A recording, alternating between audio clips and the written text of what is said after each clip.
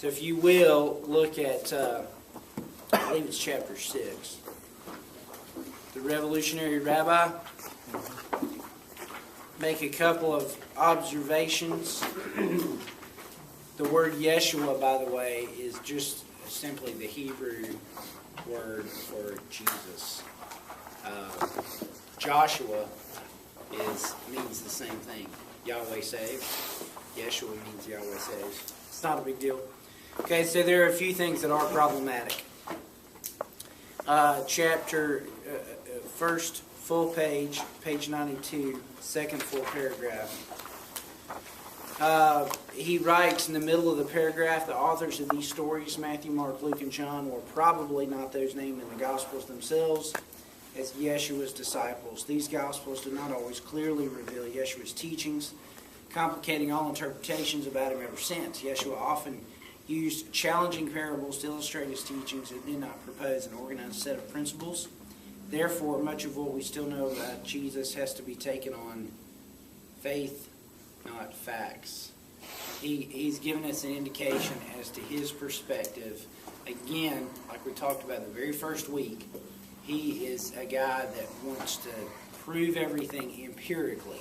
He wants everything to fall in line with scientific or historical evidence. And if it doesn't fall in line, he doesn't automatically say it's not true. He just says we have to take it on faith, which is not as valid or not as important. It's a divided way to look at truth, which is problematic. Plus, he says what he says there about the gospel accounts, which is that is just pure historical criticism on the gospel accounts. That is common in liberal Christianity, where they just assume because they talk about miracles or because of some theological emphasis, it wasn't the original writer that put it together. The problem I have with that is that the early church considered these documents, in fact, the way they became canon, the way they became the New Testament was because the early church considered relationship to Jesus to be a qualification for authorship in the canon. So the early church believed Matthew wrote Matthew. And because they believed Matthew wrote Matthew, Matthew found his way into the New Testament. That was one of the characteristics. So he's disagreeing with the early church. He's also, trying to figure out, 1900 years separated from the event, who wrote it and when it was written. Many liberal scholars would say that the Gospels were written well over 100 years after the events had taken place. I think that even safe scholarship, conservative scholarship, even safe scholarship, can keep the Gospel accounts within the first 30 years of Jesus' life and ministry, and not be stretching it at the least. Mark, for example, you can get Mark's Gospel back into the 50s.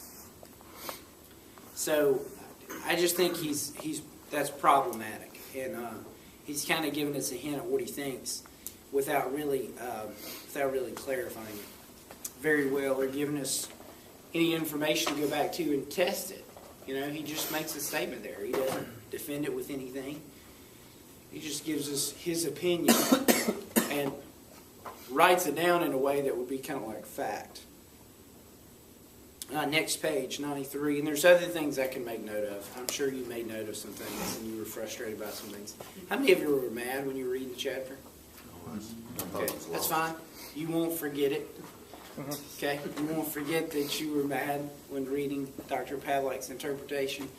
And that's intentional. Again, I want you to interact with the reading in a way that frustrates you sometimes. That way we remember it, that way we're able to think about it, and that way we also have a framework for engaging someone in the future who might hold views very similar to this.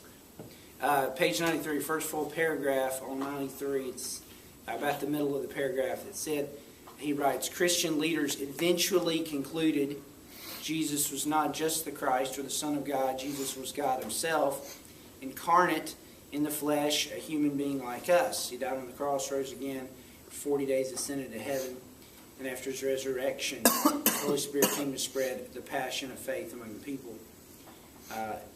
Christians eventually concluded. Pretty sure Matthew, Mark, Luke, and John thought that as well. as also Paul did. That was a pretty commonly held notion, if not before the resurrection by the disciples, certainly after the resurrection by the disciples. In fact, one of the things that's so interesting about the gospel accounts is Jesus consistently identifies himself with God. He does so in ways that, modern readers might not catch. But when he looked in John chapter 8, he said, before Abraham was, I am. He used the word Yahweh to the Jewish people, saying, before Abraham was, I am. And do you know what their reaction was? Anybody remember that story? They wanted to stone him. Mm-hmm. Why?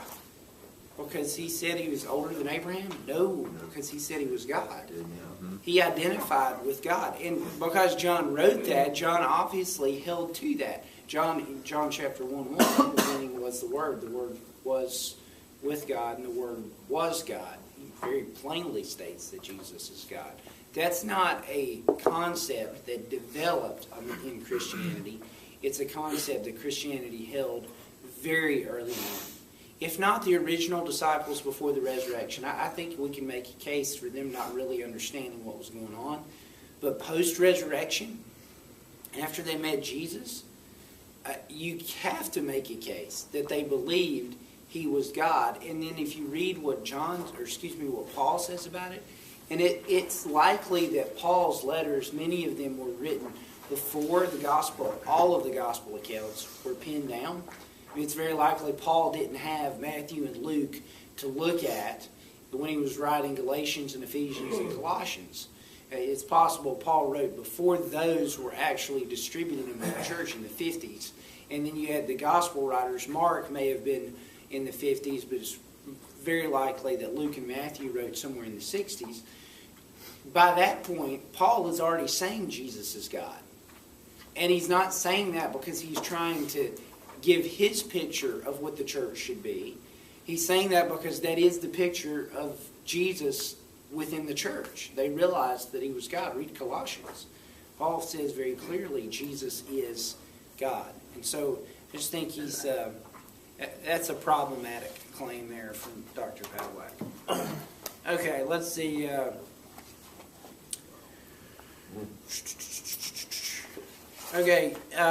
The Cultural War, page 95. It's the paragraph that begins, Christianity quickly spread. If you go down about halfway into the paragraph, unlike the Jews, Christians regularly used syncretism, adapting foreign customs to Christian practices, such as replacing pagan holidays with Christian ones. For example, the 25th of December date for Christmas, the commemoration of Christ's birth, was chosen because it coincided with pagan festivals of the winter solstice. That's not syncretism. Maybe in the most technical sense of the word, it could be considered syncretism. Syncretism is when a particular faith or a particular worldview adopts another aspect of another worldview and holds them in connection. What Christianity did with the dates, such as Easter and such as Christmas, the church, and it was the Catholic Church by this time, they sanctified the dates. Those dates were already used in pagan worship, sure. But then what the priests and the religious leaders came along, Christian church leaders said, okay, they're worshiping on this date, let's sanctify the date. Let's set this date apart as the day we celebrate Christ's birth. And so they just said, they didn't have any historical validation for that being when Jesus was born. They said, we're going to celebrate Jesus' birth on December 25th. It wasn't as if they connected paganism or pagan practices to that day. They just chose the day. So we're going to celebrate Jesus' birth here. That's not technically syncretism. Syncretism is when you take a concept or an idea.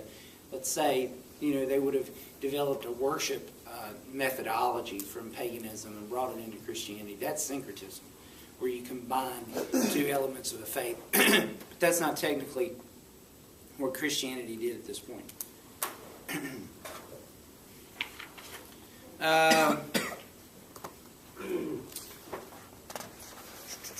We'll look at a few other things as we get through our lecture.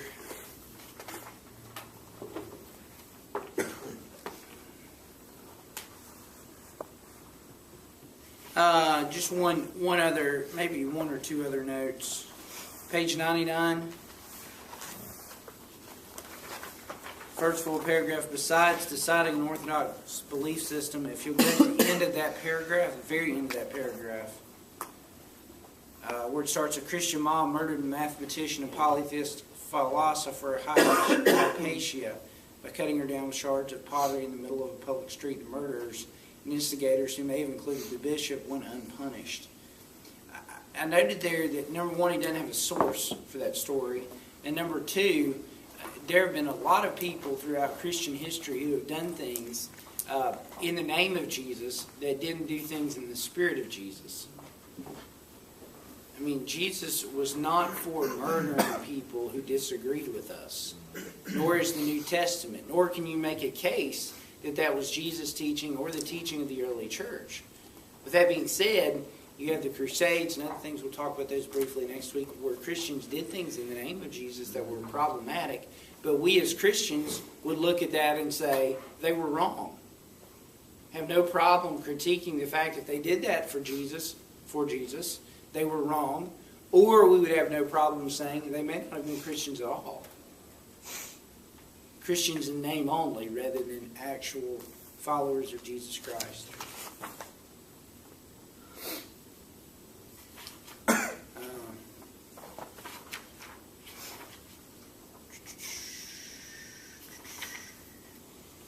Okay, we'll stop there. We'll jump into the lecture notes. I'll give you my case for the rise of Christianity as opposed to Dr. Pavlak's. Fair enough? All right, the worldview revolution that was Christianity. The expansion of the early church in spite of religious, cultural, political, and natural barriers. I'll give you a heads up. This is an essay test question.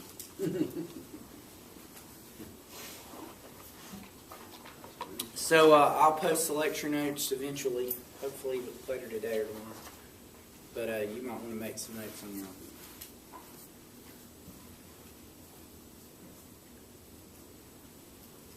Christianity expands.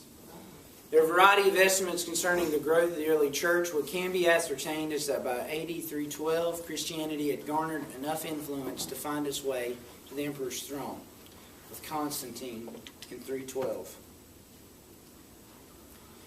Possible growth projections by Rodney Stark. And Rodney Stark is a sociologist historian, who kind of has looked at Christianity by examining and exploring tombstones, places people would have been buried in the ancient world, and extrapolated numbers using that. How do you know they were Christian? Well, they would have had Christian names on their gravestones. In fact, gravestones were not even popular in the ancient world because burial wasn't really a big deal. Why is burial important for Christians? We believe that Jesus is going to resurrect our bodies. And so that's a dramatic shift in the way ancient cultures viewed death.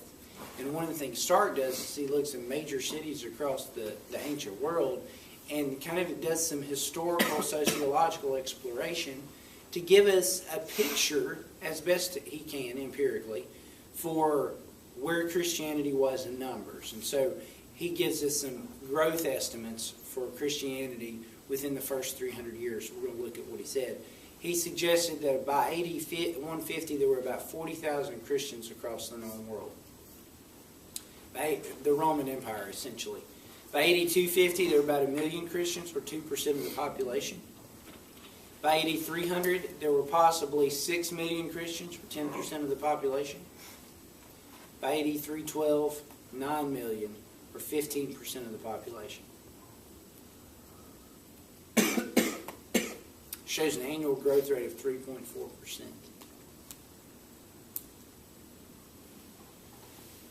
Give you a second to write those down.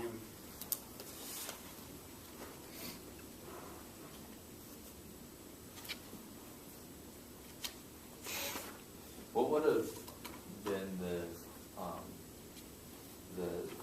the population of the world really at this time? I don't know the entire world population, but But when he's talking about 15% of the population, he's talking about the population of the Roman Empire, which would have been all of what known Europe at the time, the Middle East, Egypt. So I don't know about the entire world population, but he's particularly talking about the Roman Empire.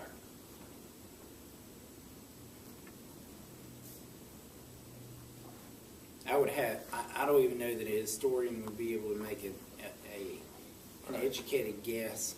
There might be some ability to make a guess as to how many people lived in China at the time, based on their dynasties and history, but I don't know that there's anybody who can guess with any type of accuracy how many people lived in the Americas or how many people lived in Australia, how many people were in the African continent at this point. I don't know that there's any way to make a guess, but no, I don't know that there's any way to make an educated one. Okay. And if they are, I haven't read it. So. I think it was about 15%, right? Yes.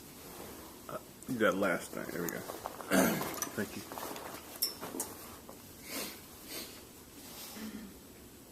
Now, I'll let you know kind of what you might want to write down from here on out, because I'll upload these notes for you to look at so you can get the details there so we can buzz through this. All right.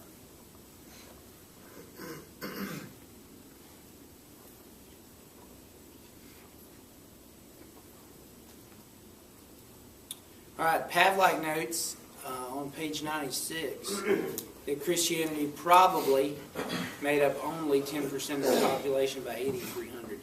His numbers coincide with Stark rather nicely, but notice the way that he says it. Probably only made up 10% of the population by 8300. It's just kind of like, probably only 10%. The way he writes it is it's just kind of giving his impression of Christianity. That's, just so you guys know, that's pretty nuts that within 300 years, a religion that started with the death of its leader, and about 100 people in an upper room, would turn out to be 10% of the population. When they had no power, they had no authority, they had little freedom, and they experienced persecution. 10% of the population. It's bananas. The growth there. So how did they grow? That's one of the things we're going to talk about. What's fascinating is that Christianity could actually expand and become an influential worldview within just 300 years of its inception. Again, as a sect of Judaism, a religion which had never expanded at the rates displayed by Christianity. Never expanded at all, really. And you have a handful of individuals who kind of picked Judaism out of the milieu of world religions during that day. But Judaism was not an evangelistic worldview. It's not even today. Jews believe they're the chosen people of God, and if you want to join them, then you've got a long list of things you've got to do to become a Jew by religion, even though you'll never be a Jew by birth. But they don't offer that. They don't teach that. They don't preach that. Christianity is unique in that aspect. The question remains, how did Christianity expand to the point of exerting such influence to have the Emperor Constantine be a Christian and establish Christianity legally? Indeed, the Middle Ages themselves are a time period dominated by the authority of the Church. Our task is to examine some of the factors working for and against Christianity's expansion in the early centuries. So you have Greek and Roman cultural expansion. We noted this a little bit. You will need this slide, so you might want to just make note of it when you either writing it down or make note of it when you download it from Moodle. The Greeks gave us the lingua franca of the day, the Greek language, which had expanded throughout the entire Roman Empire. And they also gave the era common cultural experience and expressions. So from the Greeks, you had a universal language and a universal culture or experience. The Romans gave this age citizenship, freedom of travel. It allowed people to travel, allowed people like Paul to travel through the empire. Also gave Paul influence, protected his life in certain situations, if you read in the book of Acts. how his citizenship gave him a right to a trial rather than just be beaten. The Romans also gave roads, travel, and commerce, which allowed for the expansion of Christianity through evangelism and missions.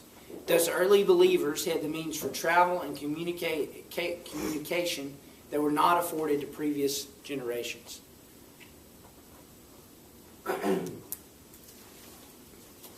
Barriers to Christianity. In no way can we hope to present an exhaustive list of the factors which aided or hampered early Christian growth, but I do want to acknowledge some seminal issues. First, you have persecution. Christians were first persecuted by the Jews who did not accept Jesus as the Messiah. Read in the book of Acts. Jesus, of course, was crucified. Stephen was the first martyr. And Saul, who would become the Apostle Paul, was persecuted by Jews all throughout the book of Acts. The Romans also persecuted Christians throughout the empire. There were about 10 major times where Roman emperors targeted Christians, and in those 10 particular times, they were more of a universal focus on Christians. So it wasn't like there were 300 years of extended persecution by the Roman Empire of Christians. But there were specific times and specific emperors within the Roman Empire where they intensely focused their persecution on Christians. Nero is a good example. I think in the 60s AD when Nero existed. And his focused, it was empire-wide, but his focus primarily on Rome. He killed Christians in Rome. He used them as torches. He would run a spike through their body, dip them in oil, and light them on fire. Disgusting form of torture. And then you had others like Domitian, who put John on the Isle of Patmos, and then Diocletian. He was the emperor that preceded Constantine, and he was the last major Roman emperor to persecute Christians, and he did so more by taking away their property or taking away their businesses. Did kill some, but it was more of a financial or economic detest of Christianity at that time. Other barriers were the religious and cultural milieu of the day. We've seen in previous weeks the religious dynamic of the Greek and Roman world, and we looked at the Oracle of Delphi and some of those other elements of Greek religion. Look at a few more. You have Delphi, obviously, and that particular religious influence. You have the Greek and Roman pantheon of gods, Apollos and Zeus, and their Roman names. Zeus would be I think Zeus is Jupiter. And then you have, the Romans just adopted the Greek gods and gave them Roman names, right? By the way, our planets are named after Roman gods. You guys know that, right? Mars and Venus. All but Earth. Saturn. All but Earth. And my son's become fascinated with solar system, so he gets to learn the names and why they're names. I hadn't had to explain to him about the Greek and Roman gods yet, but I know that's coming. But you had the Greek and Roman pantheon. You had cultic and mystery religions that were tremendously popular and prevalent during this era of world history. We'll look at a few by example in a moment. And you had emperor worship. It wasn't too long after the emperors were declared divine after their death that the emperors took on the title of divinity before their death. And so emperor worship was an important aspect of the Roman Empire at this time. Here are some examples I'd like to offer. We're all adults here, so I'm just going to give you 2 examples that are relatively graphic and kind of odd. Okay? So the first is Cybele. Cybele, in the Cybelian cult, she was a goddess whose love interest, Attis, became involved with a nymph. She drove him mad as a result, and he castrated himself and bled to death. And she caused him to be born. So the way Cybele was worshipped is through an act called Taurobolium worship. And what they would do, they would take a bull and they would lay it on an altar, an open altar, essentially like a set of trusses in a room. So they would lay the bull kind of prostrate on that, dead bull, and they would you would stand underneath it, okay?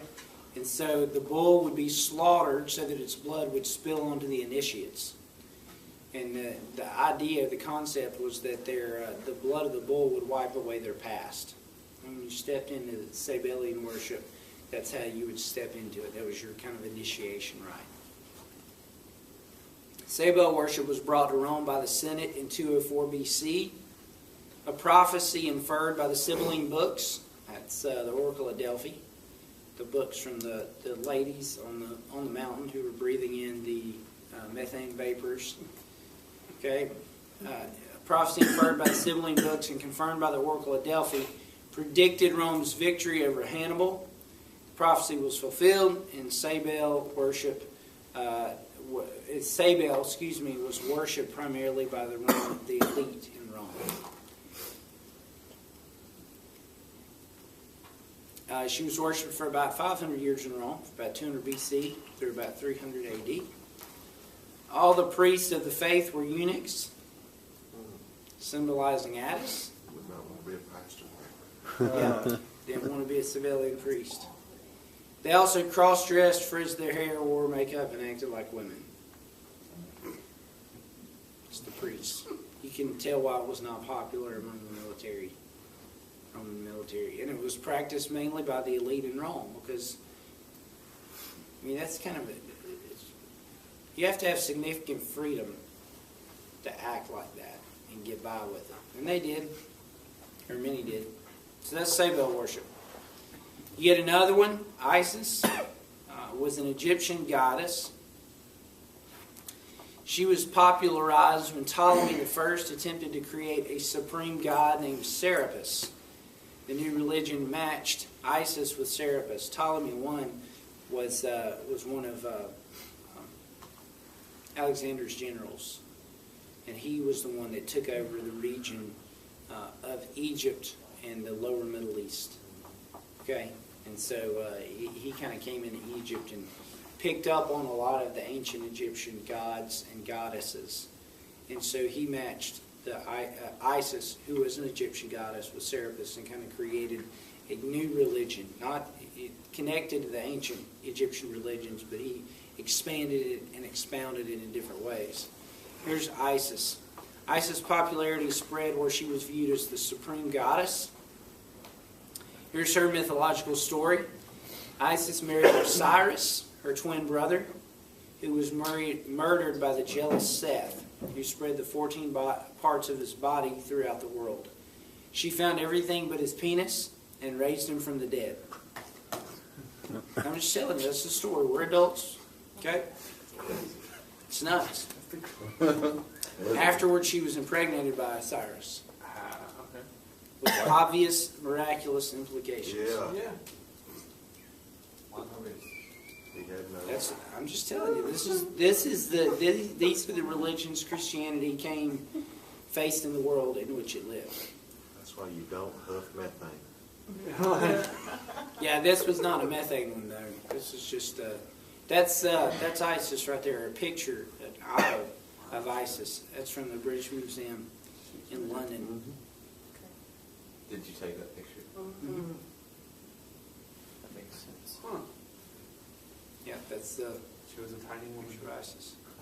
Now that in particular was far before this particular cult developed worshiping her. This was when she was part of the Egyptian pantheon of gods or goddesses. But that's a depiction of Isis there. So, though depicted as a supreme goddess, she was still a god in the midst of a pluralistic pantheon of gods. She was an almost monotheistic faith, because many of those who worshipped her worshipped only her. So that's Isis and Sabel. So, that's in part the culture in which Christianity came into exist. And that's just two of probably hundreds of other gods and goddesses that I could let you know today that were worshipped in this first 300 years of early Christian history. That's the world in which early Christianity came to exist. Now, if you notice, before I give you the answers, what are some things in both of those stories that gave appearance of connection with Christianity? Blood atoning. Yeah, the wiping Wiping away of your past with the blood. What else? Resurrection. The reborn. Yes. The miraculous conception. Miraculous conception. Yes. There's a death Connection. involved. Do what? There's a death involved. Death involved, and in both actually, in both there was death involved. There's a Adam resurrection. was reborn, and then Osiris was found by Isis and given new life again. So there's a type of resurrection in both. So echoes within these religions. The blood of the bull wiped over the past of the initiate in Sabel. You also had Isis with the Immaculate Conception and the resurrection.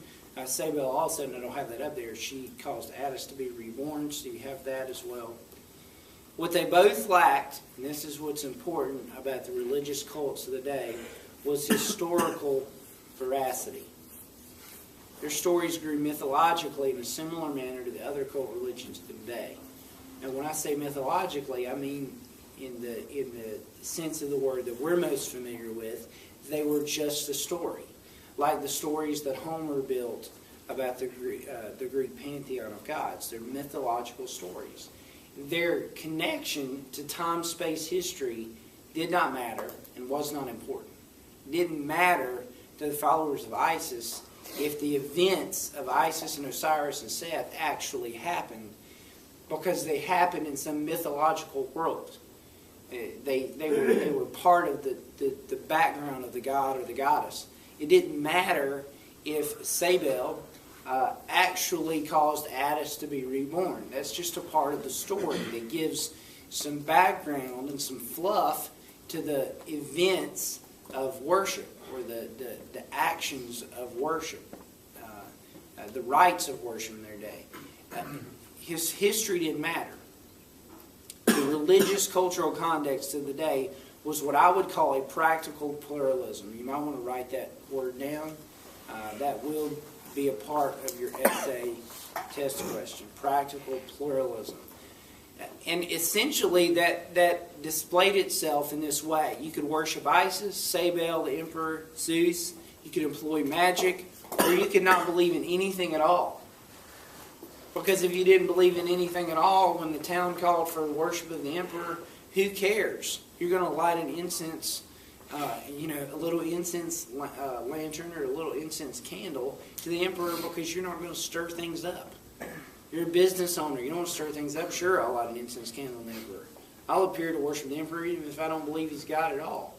And that was the religious culture of the day. As long as you didn't cause problems and deny the emperor the worship that he was due, you were pretty much left alone. You could do whatever you wanted to do. That was the religious culture into which Christianity came. So in this religiously plural context, how did Christianity expand? I mean, that is the religious expression of the first 300 years of Christian history.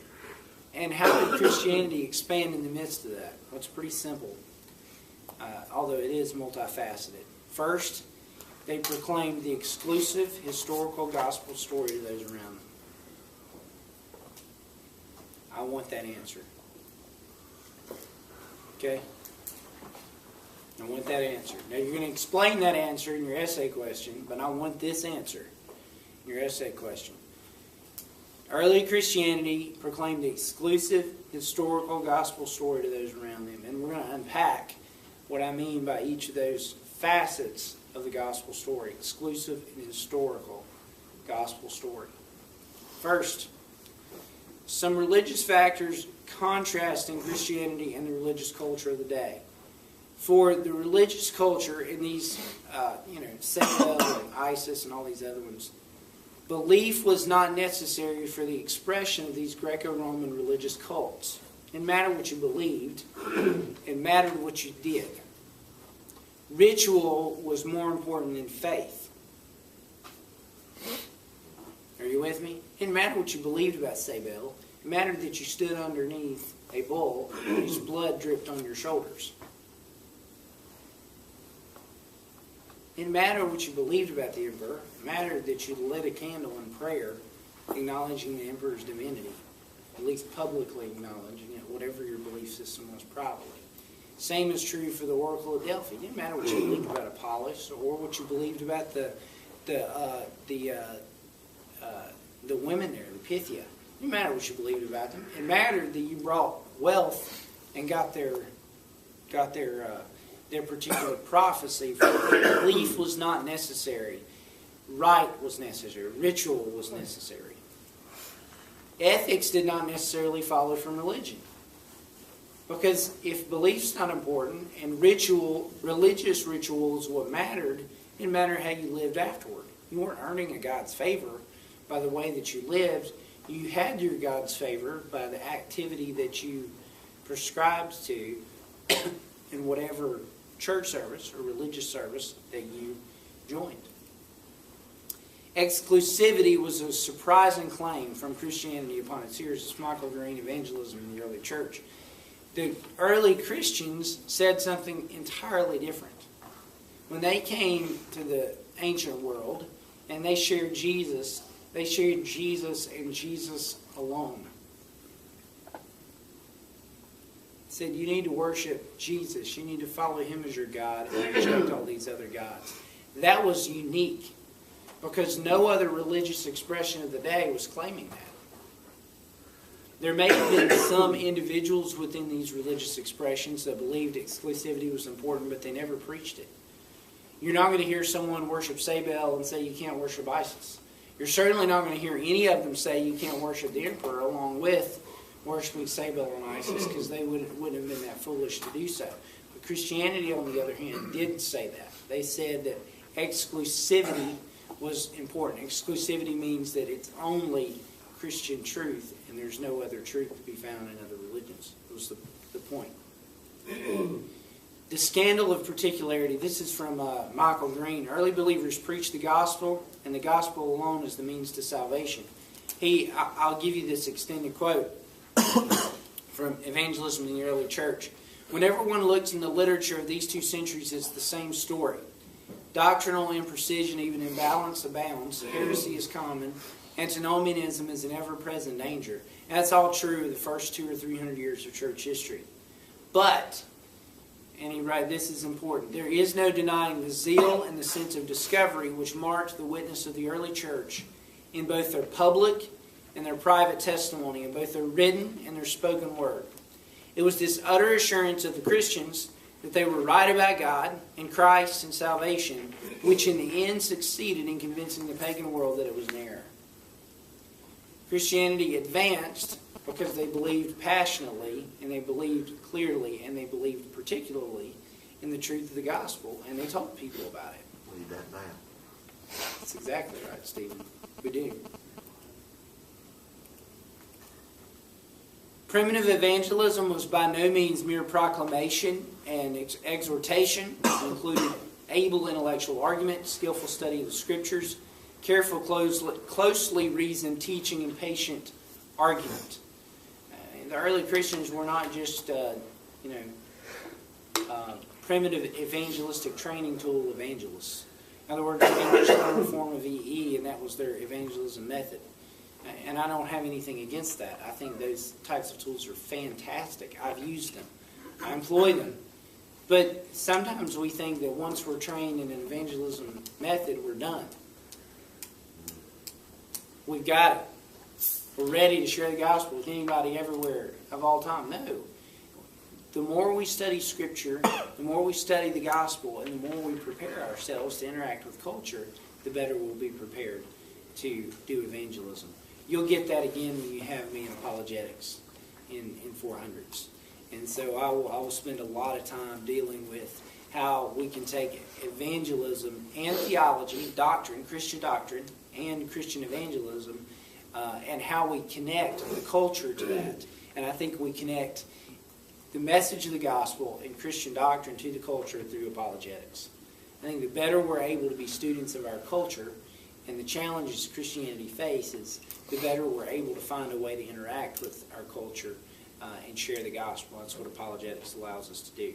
But the early church did a great form of that. In fact, we're going to look at a couple of examples of early Christians who made apologetic defenses of Christian faith. When was apologetics? When was it formed? I mean, was it formed just throughout time? Yeah, I mean, you have the biblical authors engaging in apologetics. Right. John, for example, The Gospel of John is an apologetic defense of the Christian faith against Gnosticism. So is that where it actually kind of started at the? Yeah, I mean, Okay. there's always been a concept, if not the actual term apologetics, but there's even it is there. There's an apologia for the Christian faith, and that's in 1 Peter 3:15. Okay. Be prepared to always give an answer, a defense, an answer to those who ask you for the reason, for the hope that you have. And so that's been a concept within Christianity for 2,000 years. It has become much more of a specific discipline, say, in the last 200 years than it was beforehand, although it's been around since then. And we'll talk about that too in the class as we move forward. We'll talk about kind of the history of it and why it shifted. And it certainly has shifted in the last 500 years. But apologetics, and the reason it shifts is because apologetics tries to help us as Christians to engage the world in which we live.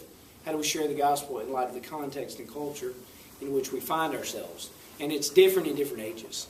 The challenges that the Christians faced in the first 200 years are not the same challenges in particular, or specifically, that we face today. It's a different era. It's a different world. It faces different challenges. So the way in which we engage the gospel might be a little